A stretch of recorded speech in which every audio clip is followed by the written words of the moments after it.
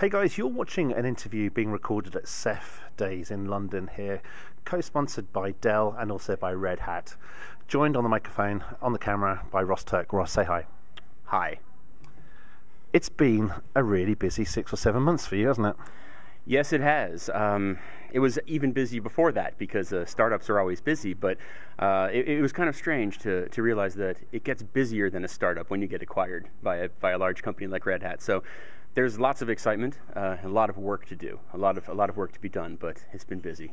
But I think also the great thing about mergers and acquisitions, especially with a company like Inktank and the Ceph technology, is you bring so much to the culture of the organization as well.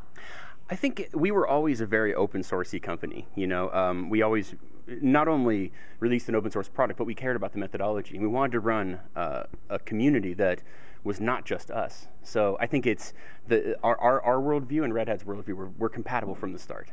And you know, we couldn't have come up with a better company. But we already had Gluster, the acquisition of Gluster in 2012. It was the natural bedfellow purely because we talked about this last year at LinuxCon Edinburgh, coming up from two different sides of the spectrum. Yeah, you end up with technologies that look similar, but they're very, very different. Architecturally, they're different, and the use cases they're applied to are very different. So I think that they're rather complementary, and together they make a solid storage portfolio for Red Hat. So for Red Hat customers who are thinking about storage acquisition, who are thinking about how they're going to acquire technology such as storage in cloud, why should they look at Red Hat?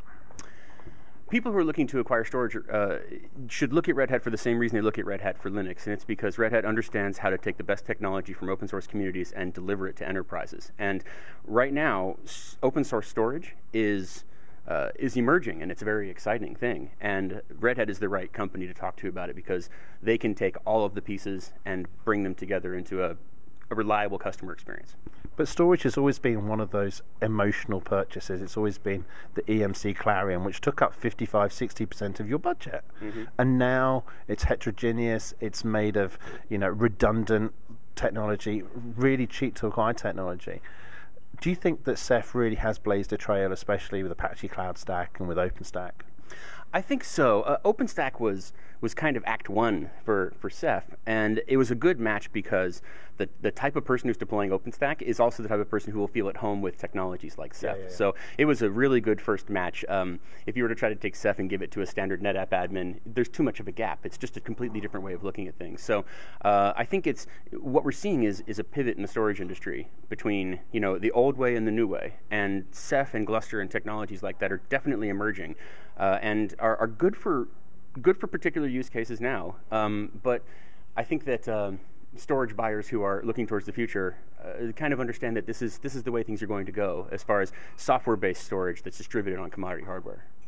In 2010, I watched while Linus merged Ceph into 2.6.34. Oh, scary, I'm a geek. And that really was your coming out party, wasn't it? I think that was part of it. I think a lot of our early community came from that. It was the first really big win in Ceph, and but that was not the beginning of the story. That was a few steps in because you needed a community in order for Linus to feel like that was something that needed to happen. So I think that was the finish line and the starting line at the same time. Talk to me why file system storage and why block storage are so different, and what are the benefits of looking at block storage and object storage? Well, file systems are what we're all used to, of course. Block devices like Ceph's virtual block device are, so fundamentally files and directories are a complicated problem, especially when you distribute them. So that's the piece of Ceph that is the most complex. The block interface on top of Ceph was a far thinner piece of technology and allowed, building on top of Rados' object store, that was a really simple thing to build. And I say simple, of course, and nothing's ever simple. But it was a relatively thin part of the architecture. And allowing you to store virtual disks inside of Rados gave us the ability to be a good fit for virtualization, which was something that a lot of people really, really, really needed right now. So I think files and directories are always going to be required for legacy apps. They're always going to be required for things like desktop sync and share. Mm-hmm. But if you're running virtualized environments, what you need is block storage. You need something that virtualizes hardware, and a file system is not a virtualization of hardware, but a block device is. So when I listen to Mark McLaughlin talk about OpenStack, about how we treat cattle and pets, how OpenStack allows us to fail early, fail often, to be able to tear up, tear down environments, Ceph's built for that, isn't it? Yeah, Ceph is definitely built for that. It's built to be able to adapt very quickly, so that instead of your setup and teardown of storage requiring a screwdriver and physical access to a data center, that you can do that all virtually. That's the whole point of storage virtualization, and that's what we are trying to bring to the next generation of storage, is that flexibility. So similar to OpenStack, but virtualizing storage in addition to compute and everything else. I'm going to go slightly off topic here. How did you come up with dumpling, the name dumpling? Dumpling is a kind of cephalopod. So all of the names for the Ceph releases are cephalopods. Argonaut, bobtail, cuttlefish. Dumpling is a type of squid, dumpling squid. I presumed it was to do with food, because, Well, in a way it is. Yeah. Just like calamari is, but yeah. It's just like I was thinking, dumpling? Where does that fit in? Yeah, well, they're thematic. They're thematic. So Giant is the next release, followed by Hammer. We don't know what I is, but we know Z is going to be Zoidberg. Good. So you have 17 steps to get there, 18 steps to get there. Right, okay. Talk to me about the latest, greatest technical benefits of using Ceph. Okay, so we recently released Ceph Firefly. It was a little bit ago. The major features in Firefly were erasure coding and cache tiering. Erasure coding is a different kind of storage backend for Ceph that allows you essentially to fit more stuff in less space and preserve the same amount of durability. And it does that by using parity codes instead of full replicas of the objects. That is paired with the cache tiering, which allows you to define a pool as a cache for another pool.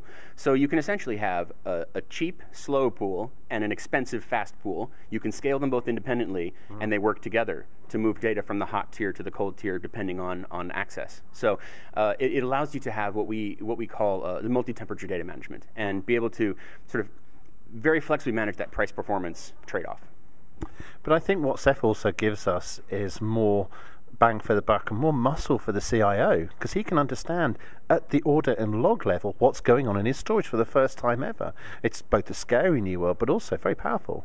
Yeah, I think so, and I think it's going to require a lot of adjustments in storage admins. I think that storage admins are going to have to become a little more DevOps friendly, and be able to pull that information and report it to their management in a logical and sane way.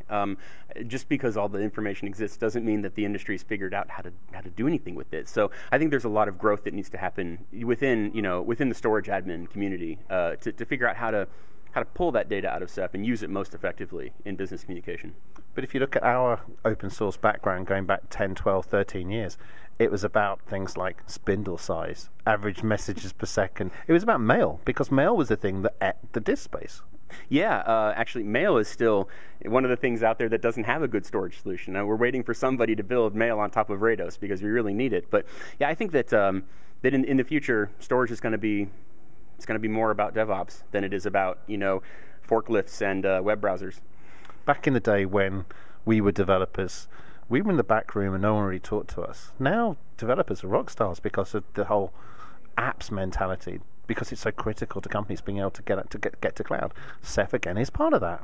Yeah, absolutely, and I think even we're seeing now that to operate a Ceph cluster, having developer expertise is really good, because you can build all the things you need to automate your Ceph cluster growing and shrinking, etc. The next step is figuring out how applications can be built to talk to Ceph directly and take advantage of all the things that are in the Ceph object store. Like, for example, object classes allow you to, and most object stores just have properties but not methods. Ceph has methods. So having the ability to build your application on top of Ceph as a platform, as a storage platform, instead of just a place to put stuff, is the next step in that evolution. So going beyond DevOps into engineering and architecture for business platforms, I think is particularly interesting. I've also noticed the Ceph community management and the Ceph development team do try to get Ceph users to use common versions, which I think a lot of other open source projects have struggled with. But you do try and educate. We do. There are enough variables in Ceph that having to have a community that isn't on the latest stuff is very difficult. And the release process has been it's been a compromise over a long period of time, in that we release every 3 weeks generally, but then every 3 months there's a major release. And then, of course, following on from that, the enterprise product that gets released by Red Hat is yet another release cycle. So there are multiple release cycles that you can sort of jump on depending on your level of risk tolerance. We wanted to make sure that the releases were fast enough to engage a community and fast enough to keep the innovation going, but slow enough that enterprises could have a trusted thing to deploy. And that's tough to do while trying to keep everybody on the same version. So it's a big compromise, and it's imperfect. But I think generally you have the leading edge users who are always on the latest stuff, who want to push the envelope, and then you have people who end up using Inktank Ceph Enterprise who want something stable and reliable. And figuring out how you go from one to the other is, well, that's the trick, right? That's what Red Hat can help us figure out. But I think you came to Red Hat with one thing that most startups don't have: pipeline and revenue. You were a company that already had bankable revenue. People were out there using the enterprise supported version. And I think combine that with RHEL 7, ready for the cloud, combine that with all the plans that Red Hat has around open hybrid cloud and around how we work with public cloud providers, this is a time really like never before, isn't it? I think so. I think Ceph is a piece of a big puzzle, you know. When we were at Inktank, of course, Ceph was our whole world, and that's what we looked at. And we looked at it as a standalone business, and we really believed it was the future of storage. And at Red Hat, we still believe that, but it's a piece of a bigger puzzle that includes OpenStack, it includes RHEL 7, it includes all of the management, technologies. So that's something that I think is potential that we've never had before, to have such close integration with the full stack, top to bottom. Do you ever pinch yourself and think, what was Larry Augustin thinking when he gave us jobs? I don't actually. It's weird because I was with two of our former colleagues, 3 or 4 former colleagues last week. We used to work together at a company called VA Linux back in the day, and I don't take it for granted that we've been paid to work on this stuff for 15 years. Yeah, that's crazy. That's crazy. I was at VA Linux for 10 years, and it was a rocky ride. But the whole time I was always very thankful that I could work on open source technology and that there was money behind it. So, I mean, I don't pinch myself because it's a lot of hard work. Yeah, it is. But it's very rewarding. It's very rewarding to do this work. Ross, always a pleasure. Thank you very much for making time. Thank you very much. Appreciate it. Thanks, guys.